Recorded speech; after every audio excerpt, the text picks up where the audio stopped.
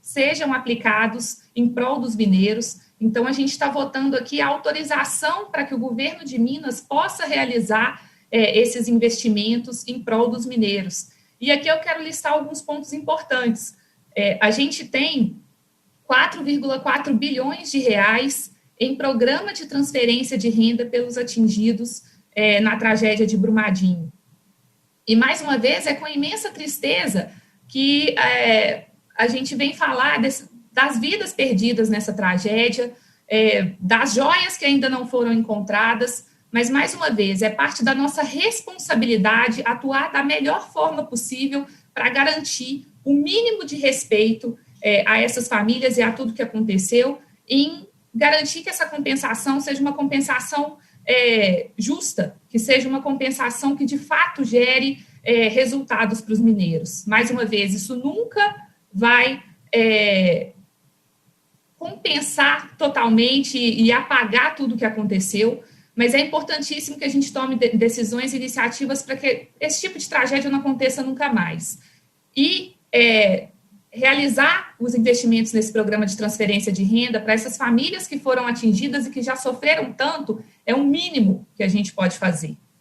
Um outro ponto importante que está para ser votado, que é de aplicação direta do Estado, e que nós, deputados estaduais aqui da Assembleia de Minas, temos que aprovar para que seja possível fazer a aplicação desse recurso, são os projetos construídos com a comunidade. São 3 bilhões de reais. A gente pode dizer que é o maior programa de orçamento participativo do mundo. São 3 bilhões de reais onde aquelas famílias, os atingidos pela tragédia, vão poder definir como que esse recurso do orçamento público deve ser utilizado. Isso é o mínimo de respeito que a gente pode ter com quem sofreu tanto com toda essa situação. Um outro ponto importantíssimo, o fortalecimento dos serviços públicos. O projeto que a gente vota aqui, que a gente tem falado tanto em acordo com a Vale, é preciso que a gente traduza isso. No final das contas, são bilhões de reais para melhorar a vida das pessoas. São reformas de todas as escolas públicas dos 25 municípios atingidos.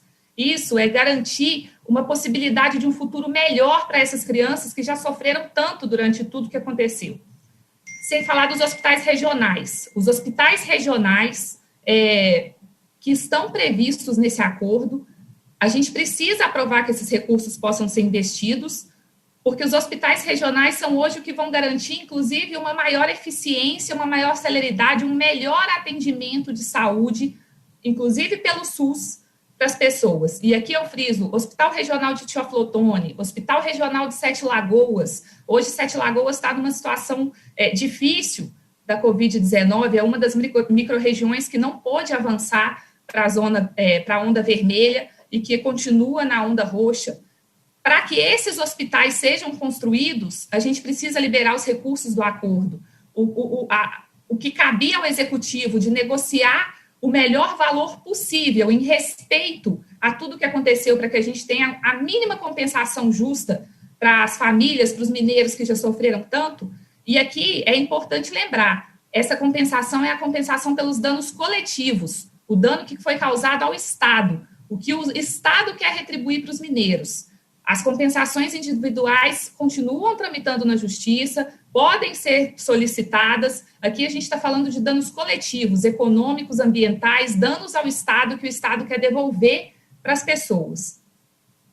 A gente fala aqui de aumento de melhoria de saneamento básico, universalização de saneamento básico para os atingidos, todo mundo com acesso à água, a tratamento de esgoto. Tudo isso está dentro da aprovação desses recursos adicionais que a gente precisa que passe e que seja aprovado por essa casa. Eu conto com a sensibilidade de todos os deputados, da mesa diretora, da presidência da nossa Assembleia, da presidência das nossas comissões, todos os colegas deputados. Mais uma vez, é o mínimo que a gente pode fazer em respeito aos mineiros, em respeito e na responsabilidade do que a gente tem de fazer o nosso melhor para que a gente possa trazer os resultados efetivos para as pessoas. Já foi mencionada aqui a questão do investimento na FUNED, no Centro Mineiro de Controle de Doenças. O Centro Mineiro de Controle de Doenças, que visa essa fusão entre FUNED, Escola de Saúde Pública, o Hospital Eduardo de Menezes, isso vai garantir com que Minas Gerais tem um dos maiores centros de inteligência em desenvolvimento de vacinas e controle sanitário, talvez do país. E hoje a gente vê com essa pandemia como que é importante que a gente tenha esse investimento na pesquisa, aliada ao desenvolvimento, aos testes clínicos, que é isso que essa fusão vai permitir. Que a gente tenha pesquisa que gere resultado para as pessoas, que seja aplicada, e o Centro Mineiro de Controle de Doenças é um ponto fundamental relacionado a isso. Deputada Laura, sim? Desculpe interrompê-la, há 3 pedidos de intervenção de a parte, deputado Carlos Pimenta, deputado Zé Reis e deputada Celise Laviola, só para a senhora ter o conhecimento, por favor. Certo. Eu vou buscar concluir aqui rapidamente, e vai ser um prazer conceder a parte aos colegas. Eu só queria mencionar mais um ponto fundamental que já está previsto no acordo com a Vale, mas que precisa de votação dessa casa para que os recursos sejam liberados, que é a biofábrica da FUNED. É a fabricação da bactéria Wolbachia, que vai permitir com que a gente tenha um controle efetivo do Aedes aegypti.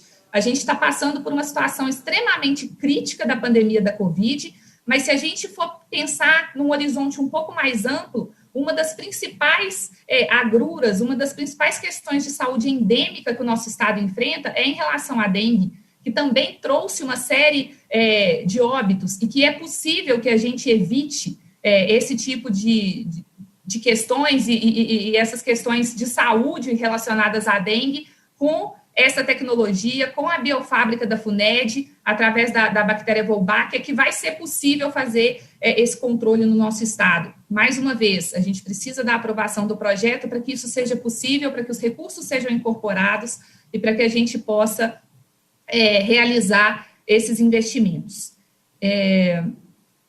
Só uma outra informação importante: esses investimentos eles vão gerar cerca de 365 mil empregos. Significa 365 mil famílias mineiras com mais oportunidade, com mais qualidade de vida. Isso significa um aumento no PIB só da região metropolitana de quase 13%, a gente considerando as obras do Rodoanel e todos os ganhos de logística.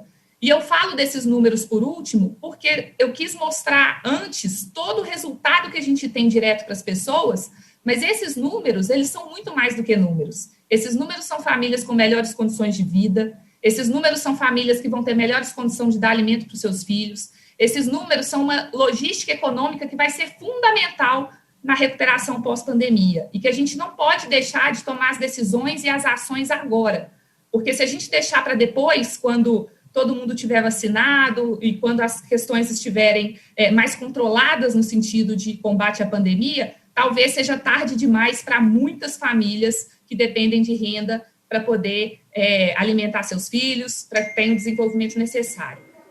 Presidente, mais uma vez, esse é meu apelo, e eu gostaria aqui de conceder uma parte à minha colega Celise Laviola. Espero que os deputados não se incomodem de fazer essa gentileza com a nossa colega, minha companheira de bloco.